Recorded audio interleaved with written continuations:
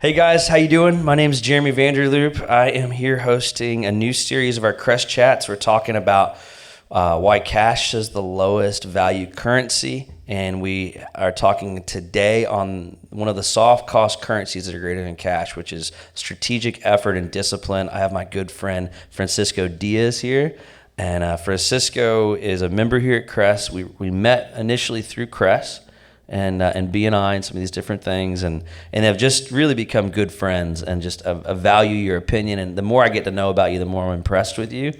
And then I got really impressed when I finally got your bio. And I go, man, this dude has been on the game for 20 years. And the number that struck out to me, being a developer and a builder myself, is 1,000 renovations and new constructions under your belt.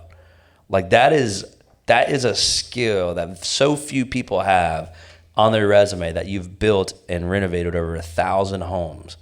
And you have commercial properties, you've built some of the biggest churches, and you started honing in onto this discipline and effort. And your newest thing that is taking so much of your focus and energy is Heaven Sent Roofing. And we were talking beforehand on what it's been like to be this, to grow success, and to really kind of beat back on this myth that I have to have a lot of capital to be successful to get started. And that's why I think our conversation is going to be fire today. It's going to be really good, just because both of our stories align, and we basically, through our testimony and our data, it absolutely demolishes that myth of needing money to be successful in a startup. And so, but currently, Heaven Sent Roofing, we were talking how you started it, and like, really, when did you start Heaven Sent Roofing? Was it 2021, 2022? Yeah, 2022 is when we made a DBA for the roofing. Yeah, so that's where you took this 1,000 houses that you'd built. You said, what can we do? We're going to hone us in, and we're going to become a roofing company and niche into roofing. And now you guys did pretty well that first year, and then you said you doubled, and then you doubled again, and you guys are looking to double this year, right? That's right. Yeah, that's awesome. And so props, if you guys need a roofer, Francisco, Heaven Sent Roofing, is the talk of the town with his trucks and with his branding and everything else he has. But he doesn't just look the part. He literally is the experience of 1,000 houses of general contracting and building. And he just niched into one aspect of the building that was CPR, consistent, predictable, and repeatable, right, of business, roofing. So introduce yourself as well. What else do we need to know about you? So again, I'm Francisco Diaz, owner of Heaven Sent Enterprise, Heaven Sent Construction, and Heaven Sent Roofing. So you would ask why roofing, when I'm a general contractor as well. So just Reader's Digest, family migrated here in 1980 on a shrimp boat from Cuba. And, my family was making $2 an hour. So I didn't, have any generational wealth to say. But one thing that I did get was work ethic. And that work ethic was the capital that I had, that I was given, and I maximized it. So long story short, I started off as a handyman as a kid, graduated, became a general contractor, but I was caught up in the matrix, and all I knew was work, work, work, work. And I'm like, there's got to be more to life than just to work, obtain a bunch of things, then you die. Life is about legacy. It's about friends. It's about family. It's about building. So, I was a part of a B&I, and it's amazing coach, Patrick Leask, see me in that matrix, and, he was willing to help me out. And every time I trained someone new, they would, go on to be an entrepreneur. And I just couldn't find someone to like run the construction company the way I wanted to run it. So I went niche. So I still serve as a general contractor. I build I do one specialty job a year. So we're doing a specialty for churches. We were real big in renovating churches. So right now we're doing a church build out at the Crossover Church, my home church. So, and then I went really niche. I kept my top 3 investors. We build development homes. We sell them, we rent them. And it's absolutely amazing. A well-oiled machine, has its own office manager, project manager, and amazing subcontractors that I had over the 20 years that I've fine-tuned. But, and over the years, I've also created a real estate portfolio, which is Heaven Sent Enterprise. But with all that, the capital was, I finally, got some capital, but I'm like, there's more to life. And I got this balance, I redefined the definition of success, right? Which wasn't obtaining all the things, a house with the picket fence. it was relationships, it was friends, it was family. So I started to bring family back together, do community events. Every birthday in my family, we use it to bring everyone together, and it's just been absolutely amazing. But I felt like I lost touch with the community. So we've always done roofing, and when I was 16 years old, I did a roof. I hand built this storage facility for a friend, my friend's mom, and I put the shingles on with nails, but there was no air guns at that point. So I hand nailed this roof 21 years ago, and I just got a call a few weeks ago that they're ready to replace it. So I'm like, wow, I'm aging, roofs, to go 21 years is something to be proud about. And I actually want to hand do it again, and I'm like, wow, I'm already like into that cycle. Yeah. So yeah, roofing for me now, it's community, it's personal touch. There's this amazing woman named Fawn right here in the community.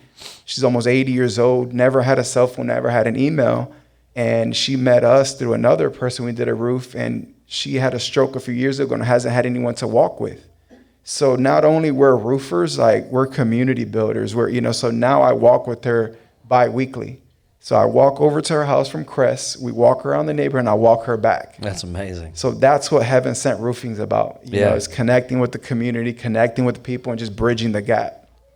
Yeah, and that's amazing. And that just shows who you are just as a man, and just, life goes beyond the vehicles of economic movement and businesses, right? They're supposed to be the drivers that drive who we are. And so many entrepreneurs and leaders are stuck in a place where their businesses are running them, and their businesses are everything that they live for. And it shows a lot of times where your core values are by how you handle communal positions, like what you're doing, walking with a widow, and it's like, you already did a roof. There's nothing to gain from it. So now you just spend, it speaks volumes about who you are. And so getting on topic about specifically why strategic discipline and well-placed effort is more valuable than starting a company being well-funded with large sums of capital.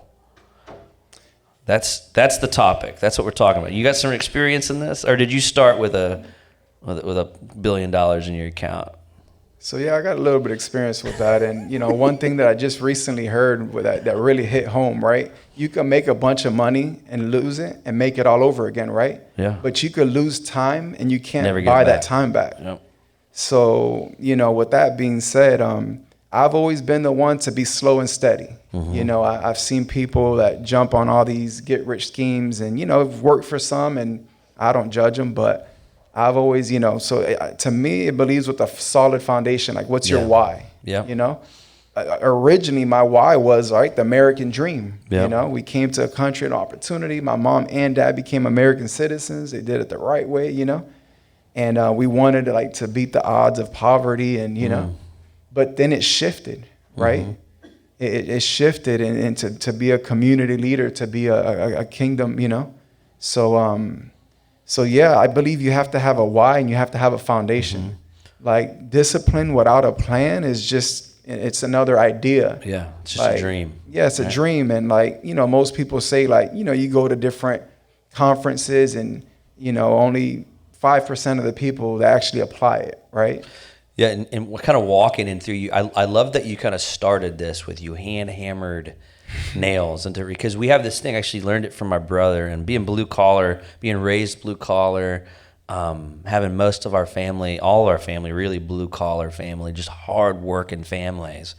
I think I'm one of the first white collar guys in my family, but I still have that blue collar blood that just runs in my veins of hard work. And I just learned strategy over, and just not just working and effort, it's strategic strategy and effort, strategic discipline. And one thing that we knew is true is that anything that goes quick breaks.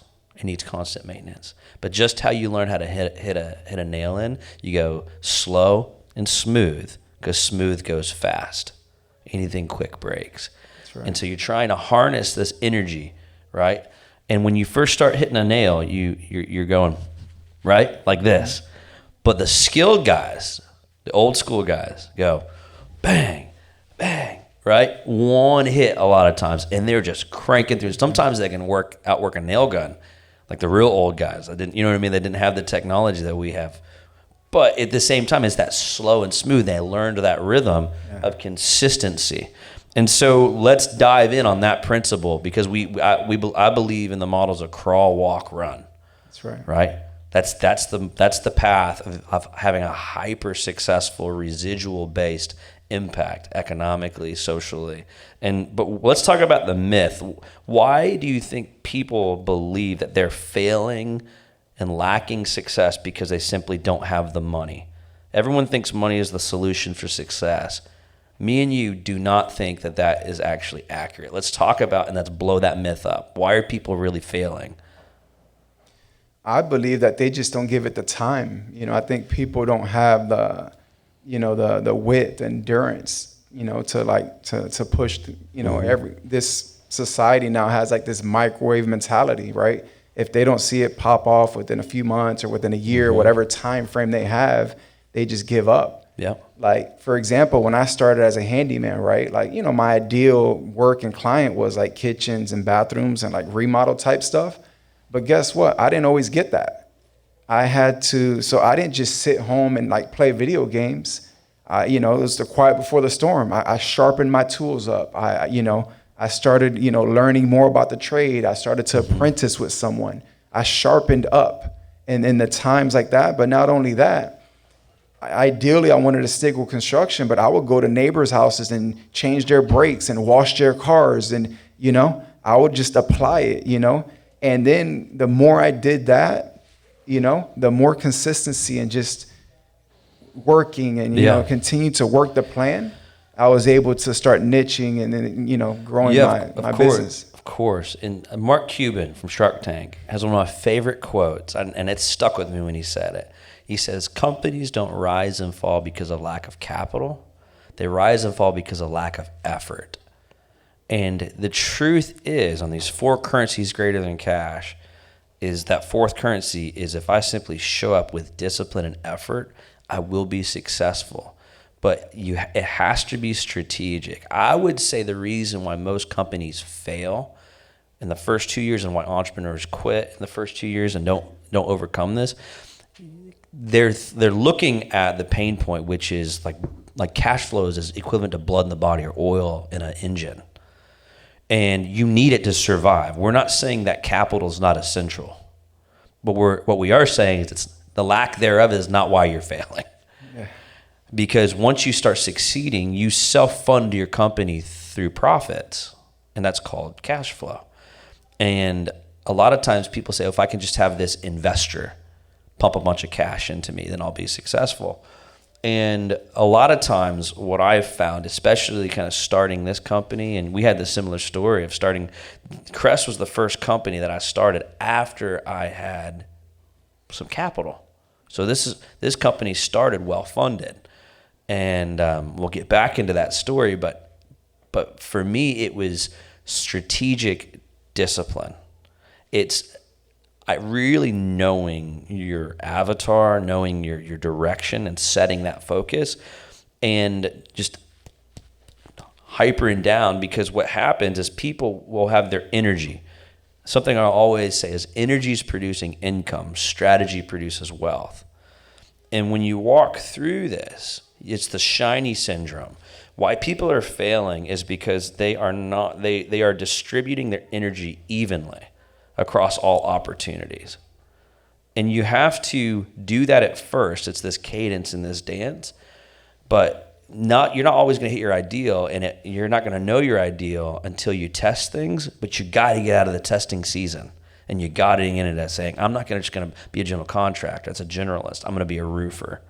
And so many people take too long in that cadence, and they chase money because they feel like I'm failing because I don't have money. So, this guy's offering this. There's money here. There's money here. There's money here. And they're chasing money, and then they fail. And then they blame it because they didn't have any money. And the fact was they didn't harness the one thing they could control, which was their effort and their discipline, the time that they took to focus on something. And as we dialogue, let's talk about the risks of starting with money. What's your story about with Heaven Sent, right? What was the risk of starting with money that you saw? So a few things that come to mind. So, I have a colleague, when you were talking about, people just giving up and quitting, like I have a colleague that says, if you do these three things, you are like, so, guaranteed to get work.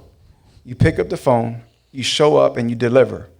You barely see that these days, Like I have so many people, I say we call so many people, they don't show up, they don't, like you do those three things and you're guaranteed to get work.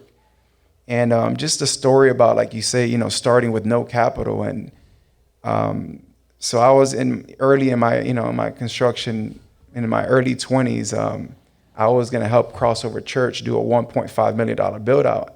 And I was just going to help this supposed contractor they had there. I didn't have the capital or, to say, to run that big of a job. I was already a general contractor, but I was just doing small build outs. But I did so many build outs that every build out I would clear 5,000-10,000, and I was so disciplined to just save that. I saved up 50,000. I bought my first home cash. I had no overhead. All I had is a water bill and a light bill. That positioned me to save money. So when I interviewed the contractor to just do drywall work for this 1.5 million, he didn't even have a license. He was an out-of-state guy that was recommended. I did my due diligence on the actual contractor. Long story short, I became the general contractor to these $1.5 million build outs, and we only had 3 months on the clock. Worked around the clock, 20-hour days, over 100 people at the time I got working for me. But not only that, I was doing those build outs, and I was already doing it for a couple of years and stacking up. I didn't even know how much I had at the time, but long story short, we're at the finish line of this build out. The church is short about a little, less than $250,000. I had that money to be able to complete this project. So I loaned the church at 22 years old $250,000 to finish the project, which helped change so many lives. Yeah. But if it wasn't for my discipline of, even with the little that I had, and again, I got done, they paid me, and then I was able to start building my real estate portfolio. So yeah, like you said, I didn't have anything to start with but work ethic. What I did was I stayed consistent with what I knew. And I love stories, because stories are not just this ether of theory. It's factual, like things that occurred, and for me, I like this, like I've known this consistent story of focus and energy and discipline. And we're going to define what discipline is, define what effort is in the next part. But the story behind that, I think, would help so many entrepreneurs and affluent leaders. Or we got guys that are running big operations. The risk of having capital, and so I'll work backwards. CRES, I started after being somewhat a successful real estate developer. Maybe not 1,000 houses, but successful real estate in and of itself. And we lived disciplined with our family, not growing up with wealth. And so I had mentors teaching me how to keep my home in order, how to make sure I'm living in a way that people aren't willing to live, to live in a way that people can't live. And there's these things that happen. And so we had gotten to this point of comfort, right? We're working 10 hours a week, 12 hours a week. We didn't look at the bank account. We're a family of 6. We were doing 7, 8 trips a year, 9 trips a year, just for health, just to enjoy life and experiential investing and in the family, right? And that was a wonderful experience. And here comes this building. My wife's in the hospital. I buy this old church, save it from being demolished, with this crazy idea of creating an environment that would help spur on other entrepreneurs that didn't have maybe the gifts or the social connections that I was blessed with to bridge that poverty trap, right? And so I'm starting this thing, and I have liquidity, I have cash, I got a solid team. And the first thing I did on this one, I should have known better, because it's not what I ever did with my other ones. I overhired and I spent too much money. And I found through the hard way that when you start well-funded, even if you're well-funded, there's nothing wrong with having money starting, but you have to live like you don't have it. Because capital simply will be thrown at deficiencies, and you will hide deficiencies and broken points in your systems of your company through people and cash. Just throw money at it rather than saying, wait, let's wait this through. Is this the right person in this seat? Does this seat even need to exist right now? And a lot of times as second, third generation, like second, third starts, fourth starts, you're trying to keep that lifestyle, the 10, 12-hour work lifestyle. And the fact is, if you're starting a new company, you can't. You now have to go through the rhythm again, right? In that rhythm, that cadence, I had to reverse engineer. That cadence was 20 years old, starting my career in the music industry. $2,000 the first year in revenue, right? $2,000 the first year, $4,000 the second year in revenue, $8,000 the third year in revenue. The year that me and Brittany got married, $16,976 top line. Wow. Right?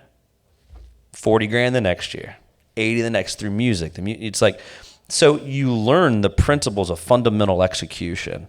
And that's why when people, like I got young entrepreneurs who are hanging out and they're saying, I can't be successful because I don't have money. I said, well, do you have $2,000 this year? Have you made, oh yeah, I made 20. Well, I made 2.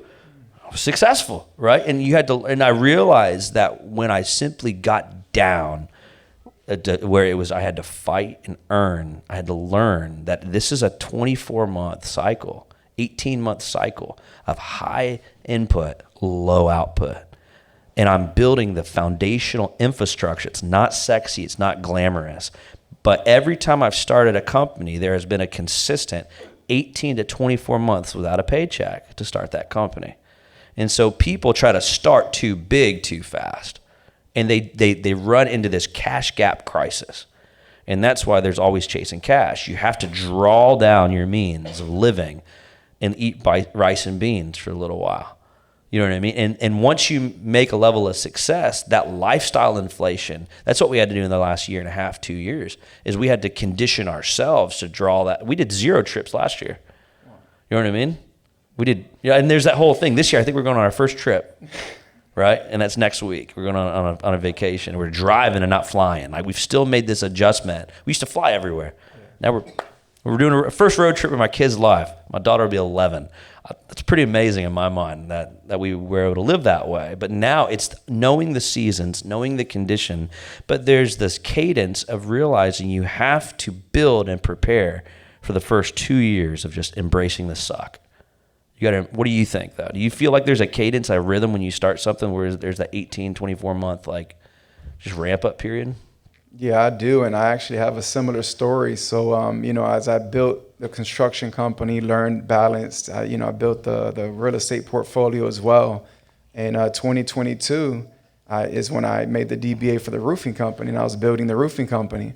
Well, again, at that point, I was funded, Yeah. But I never built nothing funded. I've always built it with, on the other end. Yeah. So I got salesman, a project manager, office manager, an assistant. I got all the staff, bought brand new trucks, $100,000 trucks, dump trailers, the best of the best. And I thought it was going to run the way I started my other businesses. Mm-hmm. Well, we broke even, if at that, because I wasn't the heartbeat anymore. Mm-hmm. You know what I mean? Like, you have to continue to be the heartbeat of your business. That doesn't mean you got to have a hammer and a nail and be out there slinging shingles every day, but you have to have a level of involvement. But yeah, I was traveling the world, Costa Rica, Africa. I was going all over the place, and I thought I could just set all these things and it was just on autopilot. It didn't quite work that way. Yeah. So 2023, I was like, you know what? I got to be the heartbeat of this company. So 2023, and again, I didn't grab a hammer and a nail, but I became the general manager. I started overseeing. I started applying the same principles that I applied when I built the other ones. And we doubled in 2023 just by simply working on the business and organizing and structuring and being the heartbeat. It's the fundamental. The fundamental. Right. Then 2024, we're already on track to double again, which this year I got a business coach, and he's like, I think that's a bit much to double 2 years in a row. Typical is 10, 20% year after year. I said, I believe I could do it. I was the missing link. I'm a part of this now, and we're on track to well over double again this year. Yeah. So, I would just advise, even being well-funded, you have to be wise. You have to be the heartbeat of your business. And again, that's you kind of, because so many entrepreneurs, that's where the chasm of the bridge is, right? You're either talking to guys that are at $10 million a year, $5 million a year companies, right? And they almost forget. It gets easier. It does get easier when you get bigger, because the more oil you have in the machine, more cash you have in the machine, the better it is to execute resources, right? But the thing is like, if you ever forget about the fundamentals, it will not be successful. The thing, especially, we had Josh Weiss here like a few months ago, and he's on his third $1.8 billion exit, right? And as we sat up here, we were talking founder and non-founder. He's just a CEO that PE guys put in, private equity guys. And what we unraveled was it was the same fundamental principles of cadence and discipline that were making startups successful and exits. So we're on polar opposite spectrums. I start them, he finishes them. But when you put them all together, it was the same secret sauce of these fundamental principles that money is not the solution. It's strategic effort and discipline. And kind of pivoting into this play is you have to build roadmaps and building blocks, and you can't miss your steps. Wealth gathered little by little will increase, but wealth gathered quickly will dwindle. That's a 3,000-year-old proverb. Right? And then another thing that kills most people is their image of lifestyle. They finance the Rolex watch. They finance and it's just like that disciplined effort of living in a smaller house, right? I remember when I was building my first house, I was jumping over from being a successful artist, bridging that gap and starting that cycle all over again of the next 18 months with no income but 12-hour days, 14-hour days, right? It's that cycle for that first year and a half, 2 years. And I remember doing it, and I teed it up, I planned it up, and I was still doing music, and I was starting to build my first house. So I was flying all over the country, and it was just this insane season. And as we're doing this thing, we ended up selling our home, made our first pop, and the bank said you can't afford to build your house on this other lot that I was building 2 houses on. I built one because on paper we showed $33,000 household, right? And so it's like it was not a lot of money, and so I went and lived with my grandmother for a whole year and commuted for 45 minutes a day one way from Clearwater to Tampa to build this first house. And it was just this incredible cadence. But I remember what I did was I had a classic truck, this super like dope truck that I loved when living in Seminole Heights and everything was 5 minutes away. I was trying to drive that truck back and forth over the bridge, and it was just like sucking gas. It was like 4 miles to the gallon, 8 miles to the gallon. It was a cool truck, but expensive to drive commuting like that. And so I took my grandmother's old like 1998 like Mercury Sable, and the muffler fell off, so I tied it up with a coat hanger. And I was driving, and I remember my phone screen broke, and I paid and had it fixed, and I broke it again like a couple months later. So I'm here with this busted phone in an old car, and I'm driving my way to wealth, and I'm calling my way to wealth with a busted phone, old car, and living in small homes with my grandmother, a 3-bedroom, 1-bath house, right? And just saying, all right, and it was a whole year, and we're working. And that first build, it was insane. I didn't have builder's risk insurance. I didn't know any of that stuff. I leaned on community to teach me how to fund it through my existing companies, through credit. And I remember it's when Hurricane Irma was coming through, so we had Category 5 hurricane threatening us. A serial killer started killing people in the neighborhood that we were building in. We got robbed. The first time I ever bought brand new furniture, I put it in the house to stage it for my new house. Someone kicked in the doors and stole all of it. And a bunch of different things happened, right? It was insane. And I remember that first 18 months of not knowing how to do real estate to learning a whole new industry, finding partners, funding it, and getting it sold. 18 months later, I made 30 grand in 18 months. But it was driving a 20-year-old car with a muffler tied up, like doing my own landscaping. The painter ended up bailing on us. I called my brother. We ended up finishing painting the house. It was just like, but we learned so much on that first build. And people don't see those stories all the time. And I know you got those stories, right? And it's so important for us to talk about them because it was small homes, busted phones, and old cars that will lead your way to wealth. Yeah, I agree. So a few things to kind of bring it home, like this newer generation, right? Like to hear about these million and billion dollar businesses and and you have to find like your purpose, like you have to know what your purpose is, and you can't just go where all the, realtors are making money. I just see it all, they want to be YouTubers or realtors or all these big numbers, but It's flashy. It's flashy. Highlight reels. But yeah, you're right. I started in, a very small house in the inner city, like Robles Park, like that was my first house, making my own bag lunches, saving up. But even now, like, just, and having the balance, because I've had that discipline in business and been very successful, but it's transferable to like your personal life as well. And people want to separate those, but they go in hand. So I think it's important that, that we also apply these disciplines to like our personal lives, like our health, and our relationships and our friendships. And it's defining what success is, right? It's really understanding those 5 healths. Yeah. What's this decision in my life going to do to my business, to my mental health, my emotional, my physical, my relationship, and even my spiritual health? It's one of the cornerstones of CRES. If I started like denying these healths, I get just sucker punched, and a lot of times I'll become rich, but I lack wealth.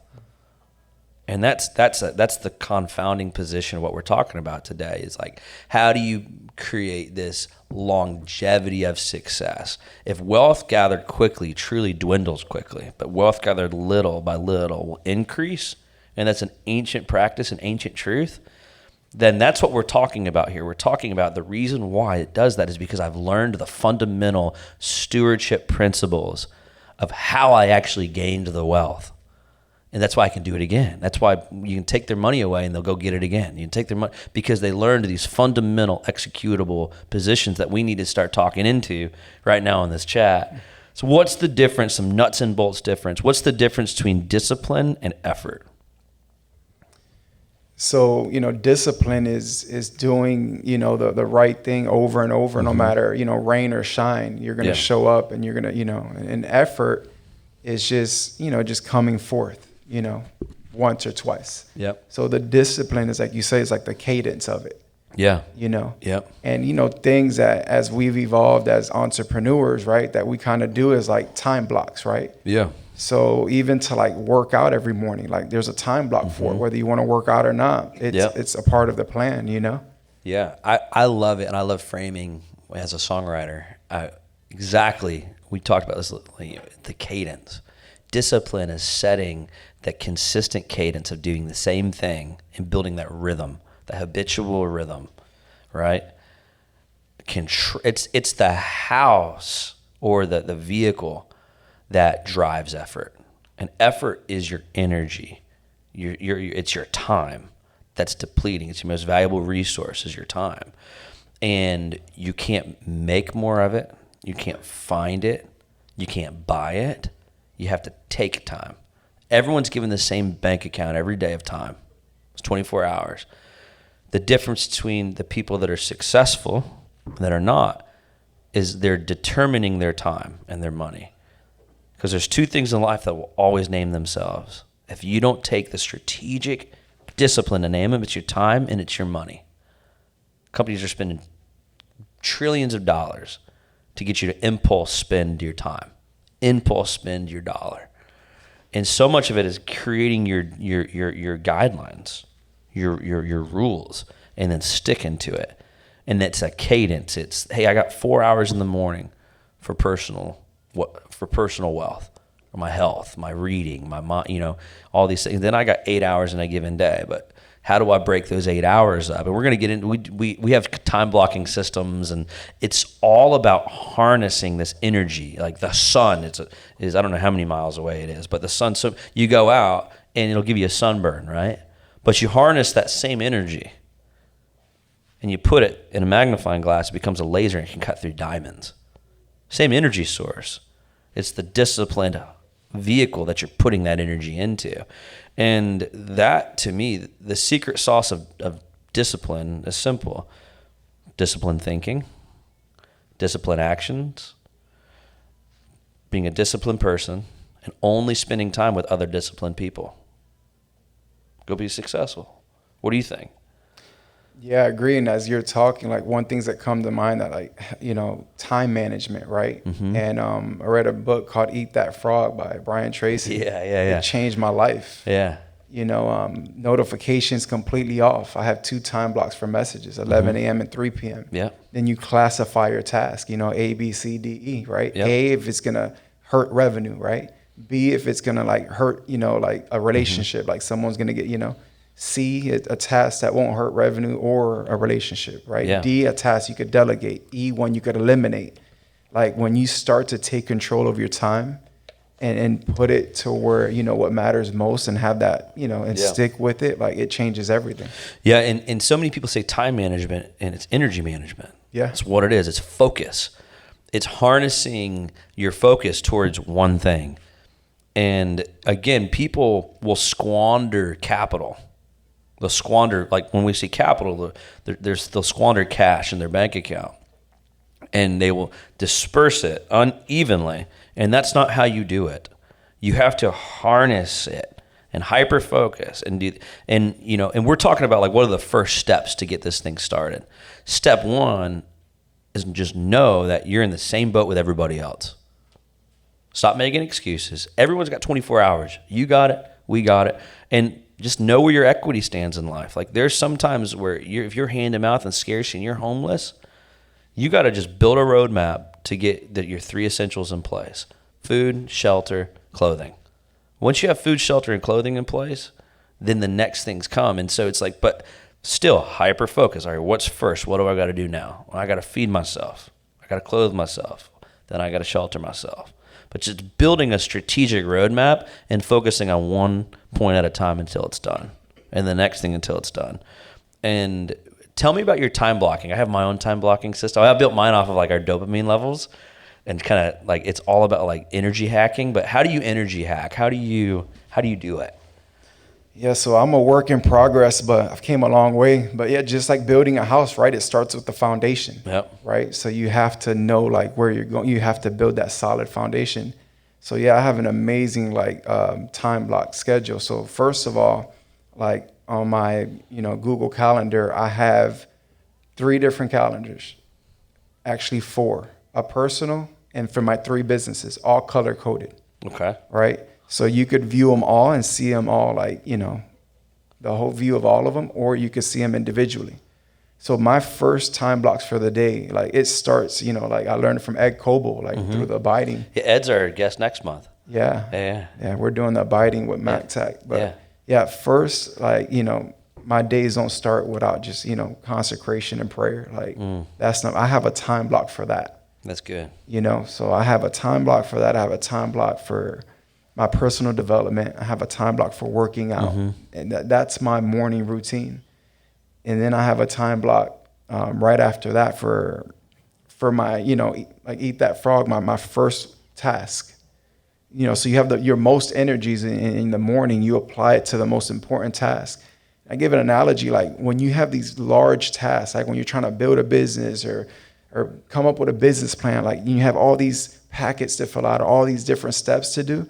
It's like walking into a gym and looking at a bunch of gym equipment. Like you want to choke, but you have to learn how to batch it out. Yep. Right. So small steps. Small steps. Bites. So yeah, today we're doing back and buys. Tomorrow we're doing chest and tries. Yep. So that same thing applies to business.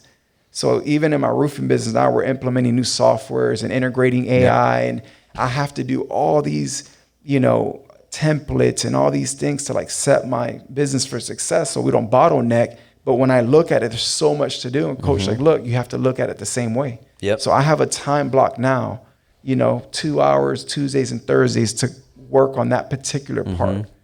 Yeah.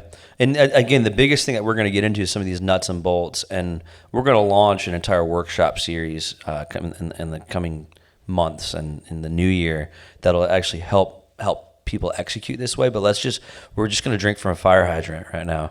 And it's like the maximum position that I'm finding. Time blocking is a principle that I see now.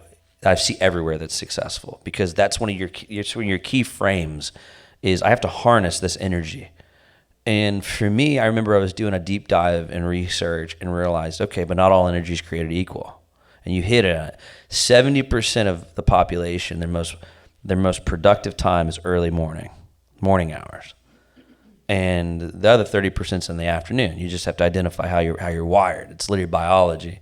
But when you realize that you have these chemicals in your brain, this dopamine factor, and every time I have to look at my phone or there's a distraction, or someone knocks on the door or does something, and I engage that, it takes me 20 minutes to fully re-engage at 100% level.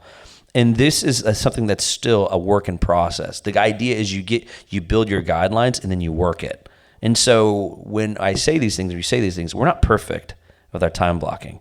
Everything every day is trying to steal and dictate where I put my second and where I put my dollar.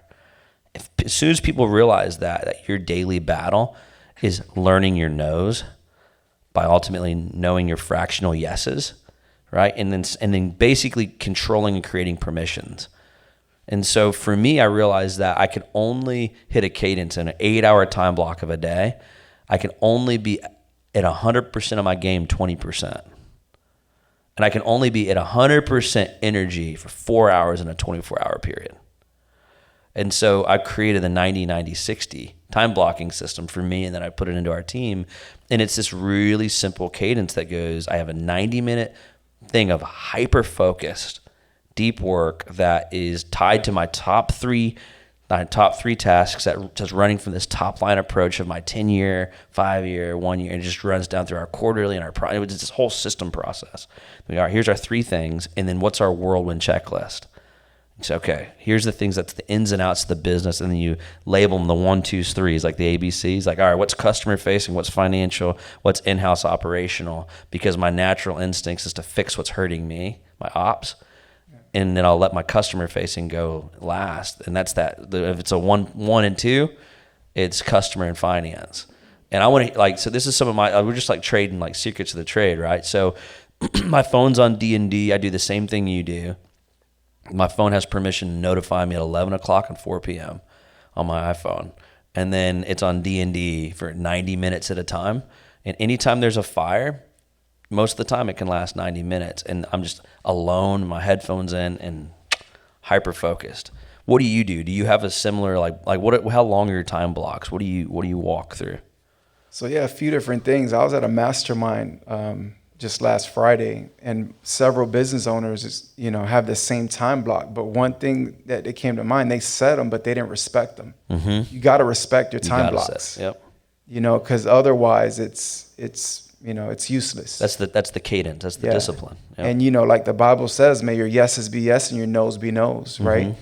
Every week now there's 2 and 3 socials, and there's all kind of things. Like, you really have to learn, how to balance that.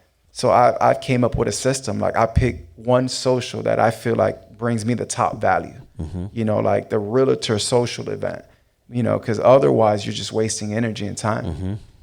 So, yeah, for my time blocks, just like you, the percentages are about the same, but I respect my time blocks, and I stick by them. Like, they're Bible for me, Yeah, and it's 100%, and it's, again, you set them, you acknowledge them. Usually I get like my solid time block usually from like 9:30 to 11. It's hard to get a meeting with me between those. I won't set any meetings in the mornings. All my meetings are in the afternoon. It's another thing that I do. I have those 4 hours in the morning. And that's what they get. So if I'll get usually 2, if I'm really cranking on something, I'll get 2 90s in the morning. I'll hit a 9 to 10:30, and then I'll hit a 90 and a 60 in the morning. Because you have to take, when you're at least for me, if like what I've seen, like trying to refill that dopamine level, you basically are hitting optimum performance because you're hitting your top 3 priorities. So we do top 3s towards one big goal for the quarter, and everything drives into projects. And we basically can't move off of a project till it's completed, right? And so and that's when we do these small batch things too. That and it's with complexity, everything changes as your team grows. The principles are always the same, but how we're applying them changes regularly, right? And so, but my goal is to refill that dopamine. I need 15 minutes. And a lot of times that's going to go if I'm doing something mentally, I'm going to do something physically. If I'm doing something physically, then I do something mentally, if that's that time block. And it allows my brain to re-engage. And that's when I'll hit a lot of my whirlwind tasks. And that's what our team hits their whirlwind tasks is in between. We'll even time block the rest and use that busy work, the day-to-day operations of the whirlwind. Because so many entrepreneurs, they will start their day and it'll go all the way through, and then they'll get home and they'll be like, man, I've been so busy, but I feel like I got nothing done. It's because they literally let the whirlwind suck up and name their entire, and the whirlwind's important. It's what's the ins and outs of your gears in your company. But you have to, that's secondary to your growth goals and actually harnessing like the priority and getting the priority done first. But how do you handle the whirlwind of your guys' business? How do you handle that? So one thing that I have to do is like, no one's going to respect your time if you don't respect it. And you have to show them that you respect your time so that they can respect your time. So in the past, I would have staff members call me all the time. How do I do this? And what do I do this? Without even looking for the solution themselves. So, also customers, right? I would go out to look at jobs without even having someone there. So I was showing them that I didn't even respect my time. Yeah. So by coaching even my staff, to like figure out their own solutions and to know how I operate and showing them the time blocks, that's how I'm able to like maximize. And I learned at the mastermind too, like we have like a go zone and then we have like a no zone, right? We need that time to just, like you say, break away and just walk away and just rebuild. So that's what does it for me. Yeah. And since we're talking about time equating to energy, there's things that you can do with time. You can spend time or you can invest time. I remember when I learned this from my coach. And anytime I'm going to do something that's going to be repeatable and replicatable through a system, I need to invest in it. It means that I do it once, I document it, and then I train somebody to do it. That way it can be done over and over again. Spending time is the equivalent of just watching a TV show. That time is spent, it doesn't come back. Just like $1. I can spend it on something nice, like a ice cream treat for my son, right? That ice cream treat is not going to come back with return, an ROI of that $1 that I spent versus investing the $1 in some type of stock or fund or real estate. It's going to come back with its friends. Yeah. And so same thing with your time. It's the same exact principle. If I'm going to do this as the leader, as the founder of something, because you have to get in the weeds when you start a company. You have to sit in every seat for a season to know how to lead that seat, to get the right person who's better at you, for them the freedom, and then give them the freedom for critical thinking. But you have to make sure, and that's what so many of us do through micromanagement. We'll just do the task because it's easier for us to do it. And we spend our time on it, and now all of a sudden there's a reliance on us to keep doing that. And then you keep doing that, and then everything bottlenecks coming up, decisions coming up to the head, it just kills growth and momentum. It just sucks out creativity from your team. And so it's a short-term gain for a long-term loss when you just, it's easy for me just to spend my time on this right now. Let me just get it done. And a lot of times time blocking too, we're not comfortable with deficiencies and things breaking. We don't like how it looks. We don't like the optics. But when you start living in this conditional way of, I'm going to take time, that's healthy for the organization, I'm almost requiring things to break. Because if they don't break, I don't know how to fix it. Do you agree with that? I agree. And something that kind of, put a twist on this, on one thing that could gain time, right, is creating SOPs. Like that has been a game changer in my company. So, my sales rep, wanted to become a realtor, right? So I'm like, you know what? Instead of filling that back, I'm going to fill it in and I'm going to create an SOP. So standard operating procedures, right? Something as simple as like programming locks. I even see CRES active, right? If Daniel's the only one that knows how to program that lock, then to get someone else, he has to sit there. You create an SOP. That's it. You just look it up and you go straight to it. So creating SOPs has really bought time back, for our company. And that's almost to where, we're able to replace ourselves, right? Because we're putting our brain, our structure, the way things operate, the way we want the things to operate into. Yeah. a plan. Well, so much of what we're trying to do is listen as leaders to our team. And your team is not always employees. It's the affiliate team. If you're a solopreneur, it's the people that have market synergy with you, seasonal synergy with you. That's your team. And what I'm always talking about is I'm just trying to find my 5%. That's my 3 E's. It's like, this is another thing that I say almost in every chat because it's that powerful of like an ingrained tool. Is like, okay, how do I identify the task that's right for me? Does it give me energy? Am I efficient? Am I effective at it? If I can't strike all 3, that's no longer a task for me. I need to find a who and immediately delegate that. And the hardest part is when it gives me energy and I am effective at it because I like it, but I'm no longer efficient because I've grown, then I have to give up things that I love and find who's. And the saddest part is they're only going to do it at 100% is 80% of the way that I'm going to do it. And so you now have to give up control and operate like this. And so, but you're trying to harness and lead people and identify your team's 5%. Because 95% of everything that comes your way, somebody else should do that. How do I harness this energy of my yeses? And it's working through those strategies. And you know what? When I find myself procrastinating on something, that is a beautiful thing that's telling me that's not something for me. I need to find help. I need to ask for help and properly invest my time in thinking through what is really stealing and sucking away my most effective time, process, and energy. Because I've only got 4 hours at 100%. Yeah, something that comes to me that, that has changed, my life in big ways as well is being OCD and wanting everything to be perfect. Perfectionism. Right? Perfectionism. Yeah. Right? You almost procrastinate and don't ever get it done. Mm-hmm. Like creating a certain template that's going to help be more efficient. Most successful like entrepreneurs, they just put something out and then improve upon it later. That's the MVP model. When I learned that, that's why I always did it. And people would always like push back. And then when I finally realized that this was an MVP culture, I was like, oh, this is me. It's minimum viable product. Like so many of us will waste our energy trying to get something perfect, that we make it perfect, we release it, and we've spent all of this exhausting resources and we fail because we just perfected something that no one wants. And you go, okay, I need to collect information and be vulnerable and embrace failure. And that's the only way that you can find this success is by finding the breaking points of failure.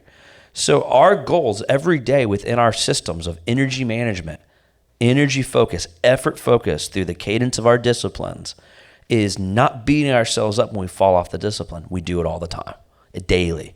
It's a daily cadence of getting back online, setting your huddle, setting your focus, and driving and making sure you're keeping the right mindset of gratitude and celebrating the progress over the perfection and being willing to kill it when the data tells you to kill it and pivot, right? And we've had so many chats and that's why these chats are powerful because these same principles keep coming back. The goal is hit fundamental execution. But it's so much of just like stop vying for perfectionism and get your customers to tell you what they want. And then build upon those building blocks of the compound effort. And that's what Josh talked about. Weiss was like these guys, and they get in big companies, their competitors. They rush out in January, and then all of a sudden February, March hits. Most of their money is being made in December and January because they cadence out. They stop the rhythm. And the big boys that get this right, that have this prioritized, like, they're just living life. They're not overextended in one area of those healths. They're not sacrificing all these other things just to have more money.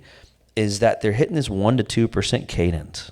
All I'm looking for is to add another point, add another 2% of success rates by analyzing them. So I'm looking at 98% failure every day. And so you have to be really okay with that and actually start craving the outcome of the solution generation. Now I know something's broken, I can fix it. But to me, that's the secret sauce, is trying to go after that little by little increase and not beating myself up. And perfectionism, the fear of failure, is what kills all momentum of creativity. And you will lose. That's why you're failing. It's not because you don't have money. It's because you've spent too much time on something that you don't know if it's going to actually work, and you're afraid of the rejection. Yeah, and one thing that comes to mind is most of us be like, well, some of us are born with like, that discipline and others aren't, right? It's not true. It's not true. Like, it's a skill. Yeah, and it's almost, because I had an employee that's, comes late all the time. I was like, they're just born. And my coach was like, no, I rebuke that. Like, that's not true. Yeah. He's like, I was one of the worst note takers. Like, are you serious? He has a remarkable, he takes notes. Like, all this work. He's like, yeah, I trained myself to take notes well. Discipline's a skill. It's not a gift. It's a skill. Some people's giftings make discipline easier for them, but it is a skill. Anyone can learn it. You just got to learn it the way that your brain and your gifts connect the dots. Find what works for you. But discipline's a skill. It's not an excuse. And young entrepreneurs, like, where do I start? Like time blocks, this. Like, these are way too many high-level things. Too many high-level stuff. You start basic. You start with the soft skills. I see so many young entrepreneurs in flip-flops. Like, you don't got to have a name. You can go to Ross, Marshall's, like, presentable, soft skills, right? Yeah. Shake hand, right? Start with a few time blocks. That's it. Execute. Start with one. One. Just know that I have a 90-minute time block today, and that's what I'm going to do, and it's going to be this one thing. Yeah. I agree with you. Like Joy says, one day or day one, it's day one. Let's go, In so much, even with health, right? These principles are so good. They're so good. It's the cadence of healthy choices. And I remember in 2021, when we had the crisis with Jed, and I had lost like 30 pounds. And then I gained it all back because chaos hit, and it wasn't a rhythm. It wasn't a habitual process.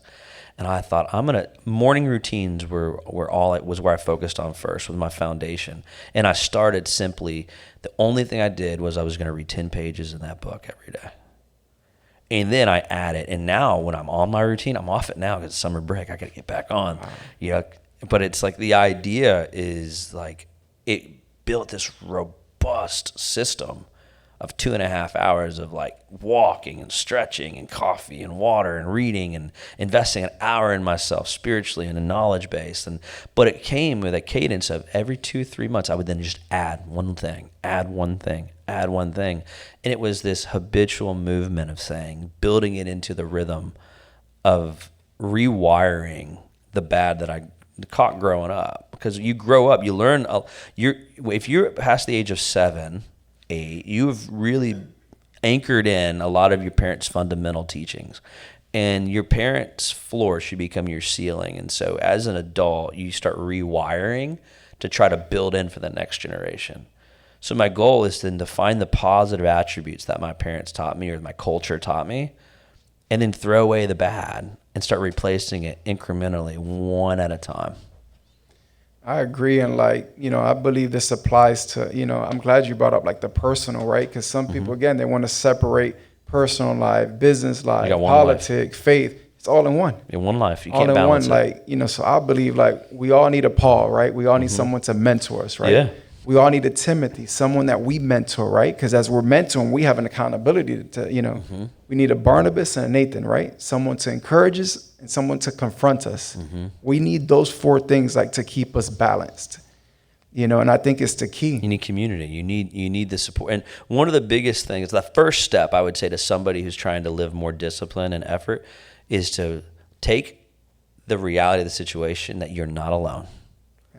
Every single person on this planet is struggling with the same thing, and that's how do I live a disciplined and effort-driven? How do I control my time? They're trying to control the outcome. You can't control the outcome.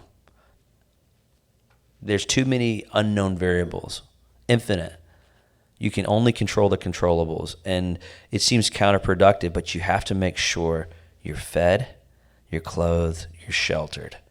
Once that, then you're taking care of yourself again. You're waking up early, controlling the cadence of your morning, and then starting right with a good foundation, and I have to really, really preface this. You have to be so driven in these principles that when you wake up late and you don't get to do your morning routine, it doesn't throw you off for the rest of the day. Because these routines are meant to encourage you, but you have to live past it and just do what you can do. I woke up late. I read today. I did a portion of my morning. And again, it's beating that perfectionism. John Maxwell says progress over perfection. Yeah. Dan Sullivan talked about the gap and the gain. celebrating the gains that I made today. That's the day's today. You don't get it back. Just celebrate what you did and start over. Don't let 10% of an hour dictate the rest of your day and living in this failure. Take it, learn from it, grow. Yeah, you're right. And like the discipline, like of our temples, right? We only get one, right? Yeah. You blow an engine on a car, you know, Bob could put a new engine in, or you could buy a new car. Yeah. Right? You get a heart attack, you ain't, there's, you know, You get most one body. times you won't go back. Yeah. So like the discipline of like, you know, what the body needs, right? Good nutrition, good rest, you know, good exercise. Yeah. Like that's number one. You know, 2 years, 7 months now, like it's a lifestyle too. Like people call it diet. Like you shouldn't, it's not diet, it's a live it. It's a lifestyle, you know, that you have to live. Yeah. And you can't be, you know, a successful, fruitful like business owner, like when you're lethargic or when you're like, you know, with all these toxins in your body, you know? Yeah. So, I mean, I would say first step, because we're trying to get to first. That's the hardest thing once you start living in a certain way, is to remember what it was like before you had it. Yeah. So I always try to pull back the layers before, because you want to try to get to ground zero to really help somebody. And the thing is write down your goals. Yes. Write down where you want to be in 10 years. Write it down. Build it backwards till today. And just say, I'm going to do one thing today. 3 things today. If you ever have more than 3 things that's on your hyper focus in the morning, you have too many things. And then when you get done, we did it today. We did our huddle today, our discipline as a team, because you got to do this solo and then you do it together. The more time you add people, it's more complex. It gets harder. So learn to do it on your own. But we did it today in our huddle, and we was like, hey, what are the top 3? We didn't actually finish any top 3s yesterday. No big deal. You know what? We finished 60% of one of them. That's huge. Progress. Right? We didn't even get a percent done. We got 60% of a percent. You go, this is great. All right, now you got to do the next thing. And then me as the leader, I'm going, okay, how do I invest in this? What can I do to make this more smooth? How do I make this faster, right, and efficient and smooth? And it's this cadence of learning that little by little gain of wealth daily. All of a sudden, you look back 10 years later. I mean, this rhythm, I started this when I was like 27. 28, and I have a 40% ROI on my time by measuring it. So I would say your first step is write it down and start measuring it. Create a measurable, and don't beat yourself up when you fail. Celebrate it and embrace it and learn. Say, all right, I'm going to try it again tomorrow. Does that make sense? Yeah, writing it down first and foremost, setting the target and then reviewing like it. Accountability, having a mentor, right? Yeah. Because you know everyone writes it That's down. number 2. Get in a community that can support you. Just like Discipline everyone at the people. beginning of the year, they start to work out and they fall off within the first month, right? Nobody was there to hold them accountable. Yeah. It's so like trying to give 3 to, and then we got to open up for questions, Q&A, but let's try to give 3 key steps to starting to live this way. My first suggestion would be write it down. Write it down so you can start review, and then review it. Set reminders in your phone to review it. Number 2 for me would be because the secret to being disciplined is disciplined thinking. That's where writing it down. The next one is disciplined action, right? And then and then surrounding yourself with only other disciplined people, and then being a disciplined person. And so it's like those are like that cadence of thought to action. But for the accountability, you gotta surround yourself with disciplined people. It's easier to pull someone down than it is to pull someone up. We always heard that growing up, right? Yeah. And it's like, if you look at your 5 closest friends, that's where your life's going in 5 years. So if your friend group, if they're all living in a certain way, and I no longer align with the direction I've written down that I'm going, I now have to make really horrible, hard decisions in my mind. And not start eliminating my friend group for a season until my friend group and my strength becomes big enough to pull them up. Yeah, you hit the nail right on the head. And like, so I think the community and the mentorship, accountability part's like the key. You got to get it. You know, like an example, I'm a part of a hell of a networking group, right? And I'm on top of my game. I'm typically top 1, 2 on the list. You know, me and Paola compete, right? And one day I was distracted in one of our meetings, and I was, I kind of had some things. She called me out. Yeah, the whirlwind was hitting. The best friend is an unreasonable friend. She said, hey, I see you, people look up to you. Yeah. I see you distracted. That's not the example that you've set. Yeah. I was like, whoa, I received it though. That's what we all need at all levels. Yeah. At all levels. That is key. What would to be growth. a third thing? So write it down. Surround yourself with a community that's going in the same direction, living disciplined. Because we're failing every day. You know, I get encouraged when I walk in and I see, and I know that Francisco's in a time block. Focus. Right? And then I'm sorry. You know, it's like, I know Francisco is he's up here looking for, remember we were up there? Yeah. He's up here looking for a place to focus. I was like, hey, I know I verbalized. And there's a power behind that. And so the guest I was sitting with, they picked up real quick and we stopped bothering you. Not that it was a bother, but it was like we said our hellos and then we stopped distracting you because we knew the name of the game. Yeah. I knew what you were doing and I had your back. Would it have been more fun to sit there and have that killer conversation? Absolutely. It would have been more fun, but is it what you were supposed to do in that hour? And so that's why community matters. I knew your body language enough and I knew your goals to say, he's up here to focus. And so we're going to say hellos and then get to our focus. What's number 3 though? Let's unpack this. What comes to mind is like everything has to be measured. Yeah, you have to measure it. Yeah. So like I would track your progress, right? Yeah. One thing though, only one. Start with one measurable. One measurable. Don't overstack. That's what I'm still learning how to do this. Yeah. And so I would at first we try to measure too many things. Like if you're really trying to start, you just take one thing to measure and get in the habit of measuring. But I agree with you. Like say it like a kindergartner, like we would to a 5-year-old.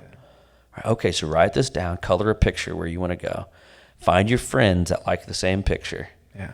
Right? And then make sure that you're only focus on one thing you think is going to matter the most and just track that progress. And then add to. Yeah, I would say time management. Yeah. Yeah. What do you think? Well, I think if I was breaking it down into 3, that would be a vehicle of measuring. Like, the 4th thing is it's just starting with that one time block. Yeah. So if we want to give them that extra, because I like running in 3s, but we give them that extra piece of gold is like, all right, write it down, find the friend group that supports your goals and vision, that's going to hold you accountable. Find the one measurable thing and stack on top of that, and then just time block 190 minute. It could be towards that one thing, but break it down to one. And then come to the workshop to be continued. Because there's so much meat in this stuff and there's so much need. All right. Hey, guys. You guys ready for a Q&A? We went 10 minutes over. Tony, it was a good chat, though. Yeah, it was going. I don't think we've ever gone 10 minutes over on one, which is good. So it's all right. All right. This is just free for all. Whatever you guys got. Throw out any question, hopefully related to the topic. All right. I'll go first. Oh, you missed it. Jansen was first. Oh, sorry. It's all right, Bob. What methods and resources do you use to maintain company culture? So for me, one thing that we do first Fridays of every month, we meet as a team, and the values that I believe in, health and eating healthy and working out, I instill that in my team. So first Friday of the month, we meet. I have a masseuse that comes in. We buy, high quality, healthy food. And again, it's a family, it's a team. It's how we build the culture. Like, I don't just do this, there's no I in team. I don't do it alone. I don't just do it for me. I share this with my team. And if, there's always an excuse, I can't afford healthy food or gym membership, I'm all right. The company's going to fill in that gap. Mm-hmm. So, and everything that we apply, the time blocks and the personal life and allowing them to partake in that is what has built our culture and grown it. Yeah. For me, what's helping with our culture is the cadence of our daily huddles, our daily check-ins, and our weekly, what we call WBG meetings. And everyone knows they have the freedom to have a bad day too. And so what we do too is daily, it's a push. Right? We start every huddle with, what are you grateful for? What are you most excited about? And just start controlling, because you can't be negative and positive at the same time. And so we want to start with a positive. Hey, tell me something you're excited about. And it's not business related. It's like the point of the daily huddles is to temperature check the leadership, because you lead people and you manage systems. And so it's that daily cadence of checking in. All right, what are you doing today? Making sure I'm checking that pulse, and then we sandwich it. Hey, you feeling stuck anywhere? Or is there a hurdle that you need help? And it's just that constant cadence of saying, all right, this is where I'm at. And it's knowing that pulse of like, no, I just found out my wife has cancer and I haven't told anybody yet. Well, now I can shift my thinking and say, okay, now how do we rally around this person who's a part of our team? And then our wins, growth, and broken window project, and it's the same time, start on time, end on time, but then our WBGs are, what was the win from this last week? It's always focusing on the wins, the progress, and then, cool, what's broken still out of that win? What's still broken? How do we grow? That's 30 minutes. The next 30 minutes is setting targets, KPIs, and projects for the week. And then the daily huddles are sandwiched between where what I'm starting with, what I'm grateful for, most excited, what I'm working towards on those weekly projects, the whirlwind that's trying to steal from me, what are the things I have to get done, and where am I feeling stuck anywhere? We don't hit that every time, but that's at least the control for me that tries to keep a pulse on the culture to make sure it doesn't get out of control. But I like yours though too. Yeah, that monthly celebration be fun. Yeah, great question. So I heard you mention the 2 years, 7 months. Is that the time frame for this aggressive push of business expansion in your professional life? Is that what that was referring to? Actually, that started with me, the leader, the head. I actually went to Costa Rica for a whole month, and I went on a vegetarian fast. I cleansed my mind, body, soul.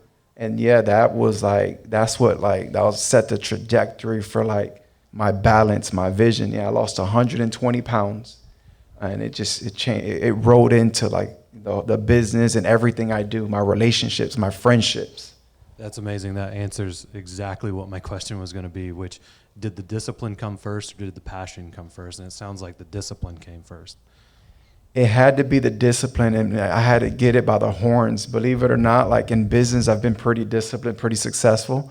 But in my personal life, I kind of yo-yoed a few times, like gained weight, lost weight. And again, I've never really dealt with drugs. Like eating was like my source of drug, and I had to get it by the horns. So yeah, I had to get away, like remove myself from here and get on that, and there was days I just cried and I just, it was rough, but I had to break myself like a horse, and that changed everything. Thanks for asking. Is it passion or discipline first? Yeah, he hit it on the head, discipline. Well, and then the passion, I would say it's the desire first. Yeah. I have to have a desire. I have to set a target. I have to. Now this is where you're splitting hairs, because like at the end of the day, like it's almost in sync, right? But if you were measuring, in order to be disciplined, I have to set a target. In order to set a target, I have to have some type of desire, which is driven from a passion, and that desire drives passion. Yeah. And so I think the third variable is not passion or discipline. It's somewhere of the desire. What's gonna fulfill our desires? Your right. discipline and heart holds it. Your passions drive it. I don't know what just came up with that, but it works. That's good stuff. What do you think though on that one? No, yeah, I agree. Like, we get one go around, right? Tomorrow's never promised. Yeah. You got to maximize every day. And that doesn't mean going 100 miles an hour doing one thing, So, something that's profound too, that's why I like these open forums. Because I just had a thought, my ADD just interrupted you. I'm really sorry. All right. But it was, everyone talks about mindset so much, right? Mindset. Mindset is secondary to the position of the heart. Desire is tied to the heart. And so I think that's a variable that we miss a lot. We talk about passion, we talk about discipline, but desire, I haven't heard very many people talk about desire. It's sometimes embarrassing, right? You have to, where are my desires aligned? Because where my desires and my heart aligns, that's where my discipline goes. That's where my treasure lies.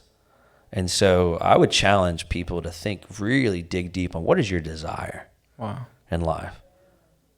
Because then passion is your effort, discipline is the vehicle that drives it, but desire is the GPS. And you have to control your desires, because your desires will shift like the wind. And you got to make sure, that's where writing it down matters. Like, no, that's not my desire. That's a quick desire. But how do I control the desire where I want to be in 10 years? And then that's the sacrificial delayed gratification of living in a way that people aren't willing to live. So then I can live in a way that people can't live. Wow. But I think it does come down to the position of the heart outweighs the mindset. I agree. Good question, by the way. Like, I sometimes I'll get into these and it's just hitting me. I was like, dude, I gotta get this out in public. But go ahead. So my question, and thank you for your vulnerability. Thank you for sharing your stories. It's very, very awesome, very motivational. So my question is, when someone's getting started, there are certain things that they have to pay for, in order to grow. So how do you make decisions based on, what to invest in and what to not spend money on? You got this? Oh, we'll both go, but you go Yeah, first. we'll both go. No, that's a very good question, right? So like with anything else, right? Like the essentials, right? And my coach Scott mentioned he started a moving company, bought a bunch of brand new trucks. That wasn't quite necessary, A truck will get the job done. So, starting from like the basics, right? Licensing, right? Make sure all your licensing in place. And then, just the bare minimums. I've mentioned like if I've never had the love of money or things, right? I lose it all. Like, get me a machete and a rake. I'll knock on doors, rake yards and hand cut yards and rebuild again. Yep. So just the essentials, it depends the business, but the essentials you don't need the brand new flashy trucks with a full wrap. You could get a decal for now for very low cost, right? This is a hill I'll die on. You do not need a single cent to start a company. You don't need any money. Not one. Not 1 ounce. And the reason why I know this is it comes down to writing it down, building your community. So you want to get started, but you have no money. But you find a community of seasonal synergy people. I don't have the money to buy a machete. But I can borrow it. In fact, I don't just have to borrow it. I say, hey, by the way, I'll borrow this, and as a thank you, can I pay for it after I'm done? Or can I cut your yard? Can I cut your yard? You see where this is going. So early, people, how did you survive doing $2,000 a year, $4,000 a year, refusing to play covers, only playing original music?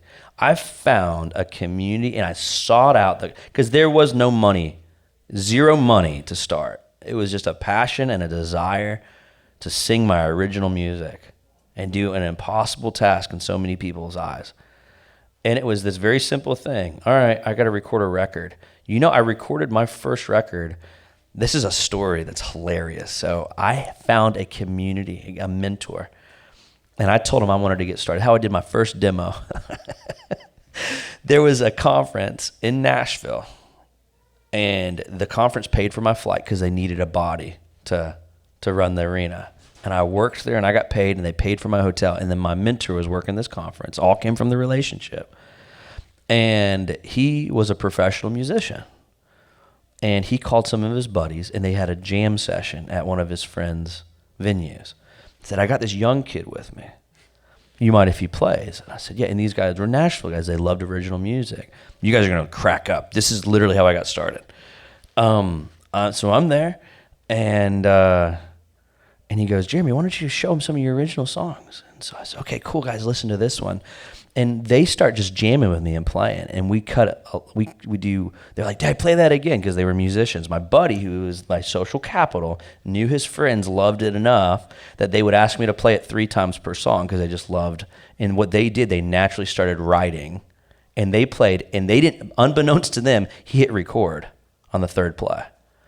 And I released it and did all these different things. I took my own photo, and I sent them copies, and they had no clue they were on a live demo. Those musicians were some of the top musicians in Nashville, and they were worth $1,000 an hour, $2,000 an hour. And my buddy, through the relationship that he had, tricked them into playing on a live demo for fun, invited him to the jam session because he didn't live in Nashville anymore. That's the power of building your goal. I had the goal. I communicated it to my friend, and he, on his effort and relationships and resources, got me a free flight, got me paid, got me housing, and convinced his top class musicians to play for free. And they didn't know it. I didn't know it either. Wow. Does that make sense? I was just asked to play my songs. And that's how I got started, with no money. And so I will fight tooth and nail when people say, I don't have enough money. I don't have enough money. Dude, if you have the right friends that know your passion, that know your desire and your gifts, they will make the way because they're the community. That's right. Does that help? Yeah. You have to start where you're at, and don't comparison's the thief of all joy. If I start and I have this broken home, I'm from the foster care, I don't have any family, I'm homeless, I have all these different things. It's like, just start writing down where you want to go and just seek out a healthy community. There's so many resources. There are families out there that will support you. It's not the way that you can't determine how they support you, but that support's there through compounding effort. Great question, though. That's the myth of starting. I forgot about that story. Wow. So spend zero money. You don't have to. If you have no money to spend, don't make the excuse. Don't. And then once you start getting the money, properly measure what's essential and what's not, and then find that community. So as we kept growing, I found graphic artists they're world-class artists now, but we were broke then, and we bartered for exposure. I told my buddy, I said, hey, if you help me design this, I got $50. Can I pay you? The guy who designs for Ralph Lauren now and all these is the guy who designed one of my record, and I have his art on my. He's world renowned now, and that dude was like $20, $50 for a design, because I would tell other friends. I leveraged my position and my ability to be a salesman, and we grew together. It's rising tides, and so it's time value of money and the season that someone's in. Does that help? Yeah, there's that season. You find the people that's in seasonal synergy. Don't try to compete with the people that are in the next levels up. And don't even try to get in that spot. Be comfortable where you're at. And it might take you 2 times longer to get there because maybe they were born with social capital and resources and had all the right connections. Who cares? Use that to your advantage because they didn't have to work as hard as you. And by the time you get to the equality with them, you're going to smoke them. That's been my experience. So more questions. These are awesome. That was a really good question. Hopefully it was a good answer. I don't know. Okay.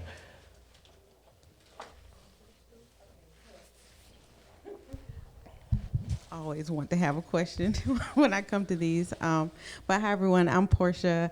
My question is, can you expound on the disciplined thinking or that mindset that you need to have? Can you expound on what that looks like?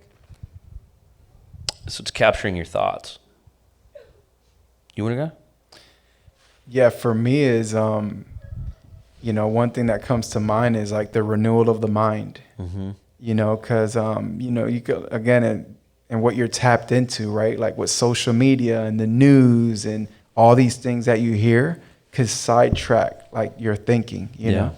So like the continual renewal of the mind and believing that we are sons and daughters of the King, and if he watches over the birds, like he's got us. Like when you believe that shifts your mindset. Like you know where your true value is and who you belong to. So that's what helps me is I have to continually renew my mind. And another thing that I do is I have these affirmations that I wrote out. I read them out daily. That's one thing in the morning. I read those out every morning and I believe it and I own it. Yeah. When you're trying to, because it starts in the battle of the mind, right? It starts and so when you're trying, just be cautious of the voices that you allow to speak into your mind. Wise counsel is that it's wise. Just because someone's old doesn't mean they're wise.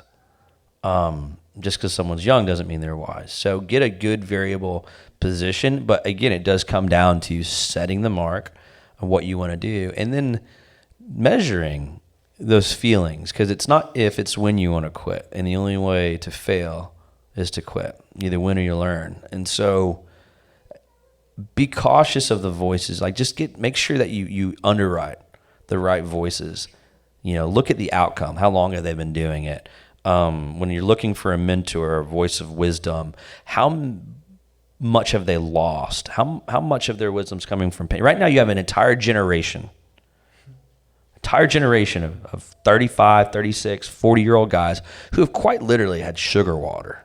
If if you just put forth a little bit of strategy and effort, you made a crap ton of money in the last 15 years since '08, period.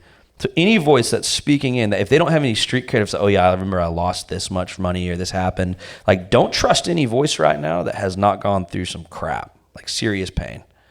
Because we have an entire generation of gurus that have no clue what it's like to go through real suffering of market collapses and things like that. So find someone who's successful who lived through '08. And if you can find people who lived through the dot-com boom in the 90s, find somebody that's 72 years old.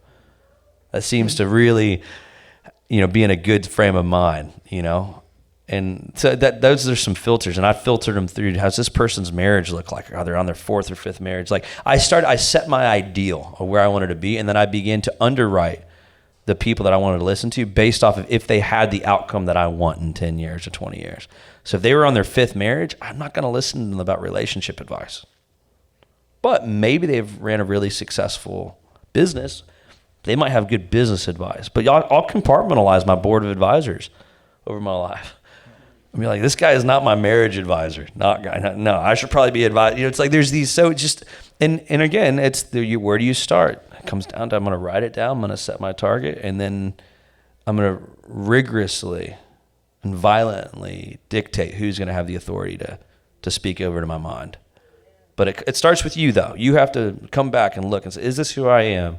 Is this who God created me to be? Who's the image that I'm in right now? And it comes down to your spirituality. It always does, whether people like to admit it or not. What's the image that you see yourself in, and whose opinion matters? So keep going. We got a couple more minutes. Yeah.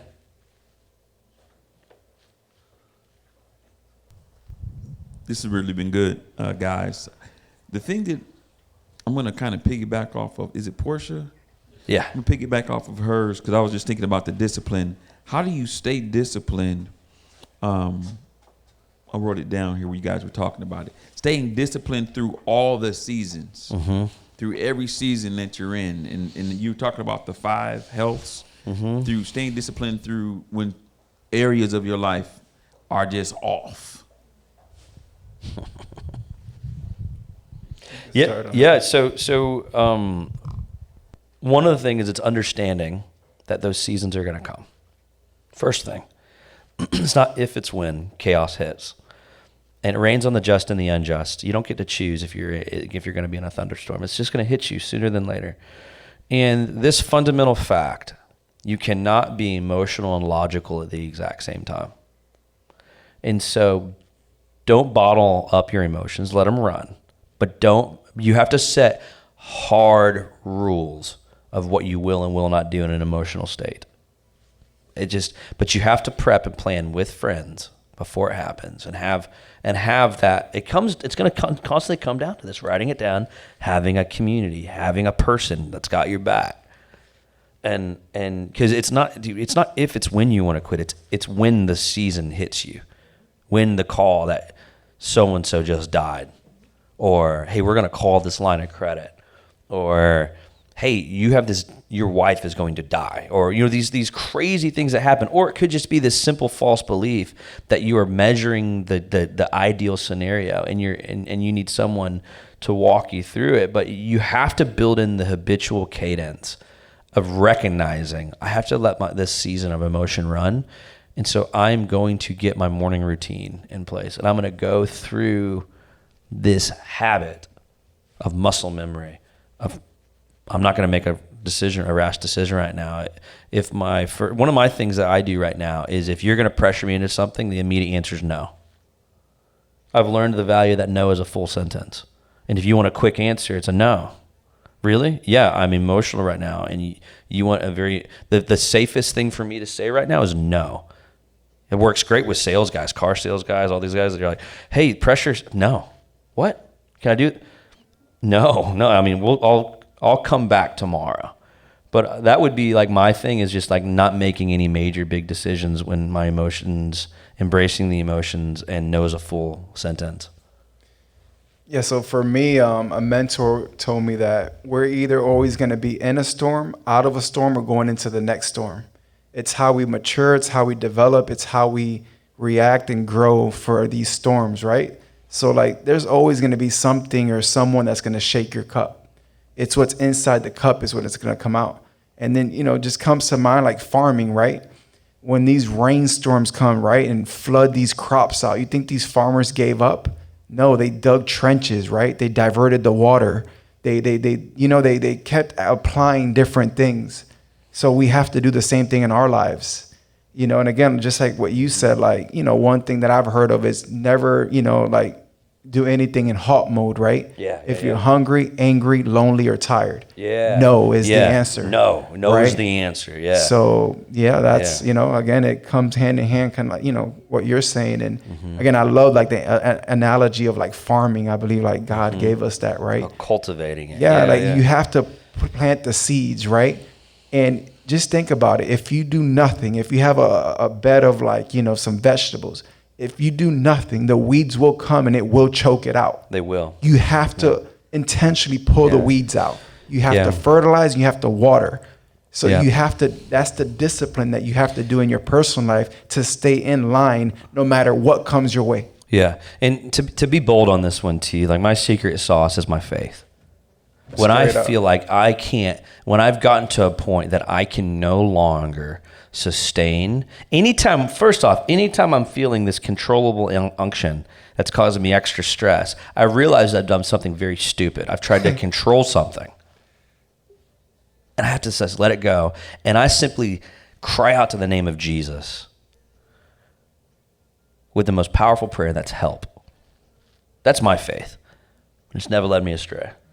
And it's just like, we could tiptoe around the thing. You're asking my personal like secret sauce of having success in this area of not wanting to, suicidal thoughts or wanting to quit, wanting to throw things out, it's just this, you got to find your faith. Where logic fails, faith prevails. So wherever your logic's pointing you, find my faith is in that. And it's just a simple soul-driven prayer. Help. And that seems to be enough, always. And then subsequently, a very supernatural thing will occur, and it always works itself out in the end. And I can't explain it, and I can't analyze. That's where my logic fails.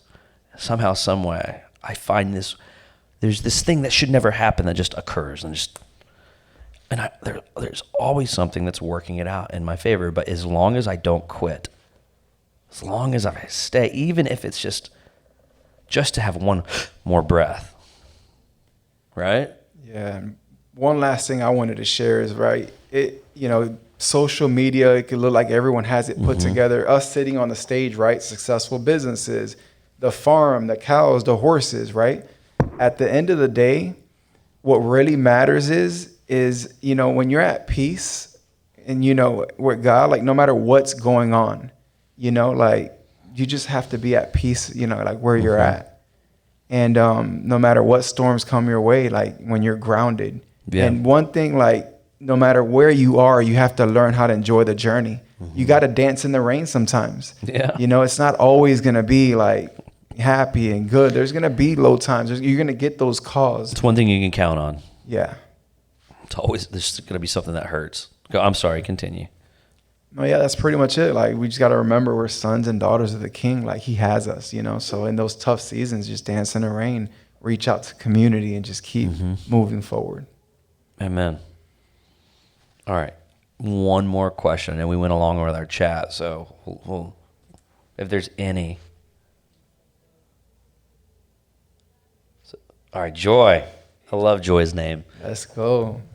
Abundant. Yeah. Where do you see yourself in 10 years? Not the question to end on. Now we're going to go for another 35 minutes. We're going to go in on this, right? No, I honestly see myself as a coach, a philanthropist. I believe that God didn't create me just to create wealth and systems and processes and good businesses, but I really want to be like a full-time community leader. I want to bring families back together. I'm big into mentoring the next generation. I've been mentoring since I started my business. I house, young men. I got a new mentee now, Isaac, that's coming with me, and I just want to continue. I want to be a full-time mentor, community leader, philanthropist. I want to coach people out of this matrix, help people redefine the definition of success. You know, I want to bring people back to our core values, like what our founding fathers did for this country, the example that God left us, you know, in his word. That's what I want to be. I want to be a full-time minister. Yeah, I've got big vision, and but if it comes down to one simplistic thing, I want to continually stay grounded, to stop for the one. Realize that it's the one that turns into the multitude. And if I can be running a $1 billion portfolio and all these different things that are there, my hope is that we'll have this success to reveal to the future generations for the next 200 years that what matters is not the platforms or the power, but what matters is how I find value in stopping for the one, the least of these. And I've lived with the poorest of poor in Mozambique, second poorest country in the world, with the poorest people in that country. And I've had the privilege of being friends and dining with billionaires that move markets and GDPs of entire nations. And I've found that all of them are poor in some space of their life. And so my heartbeat in 10 years is that I amass large sums of resources for the purpose of creating a multi-generational impact and continually grounding myself to stop for the one. Remember that one person is always valuable, whether they're your barista.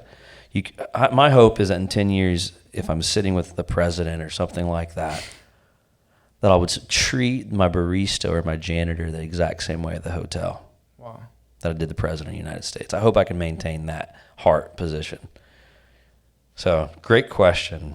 And allowed us to think deep on it, you know, because it's not about, there's some big dreams and there's some big exposure. I've had some great exposure, some great friends that are running amazing companies, but looking past all those things, that's if that can be in that dash on my tombstone, he stopped for the one, loved me for me.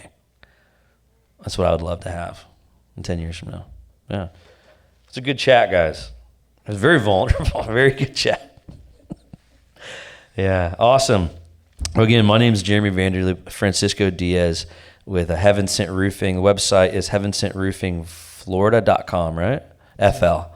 And if you need a roof, phenomenal roofer, great guy. He'll always perform for you. And just thank you so much for being my guest on this CRES Chat. And I hope it was as valuable for you as it was for me. Next month is August. These chats are always the fourth Thursday of every month. Next month is my dear friend Ed Coble. We're going to be talking about the power of your name in the economy of trust. Ed Coble is currently the CEO of DeBarlo Development. I think they do about $10 billion a year in development.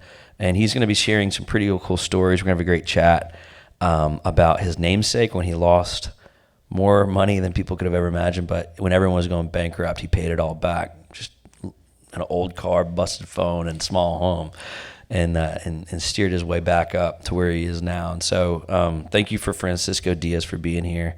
And yeah, the next two CRES Chats, put them on your calendar. We got Ed Coble, next one, and then one of the Weatherford brothers, John Weatherford, will be here talking about social capital and the value of that. So thank you guys for tuning in. We'll see you soon.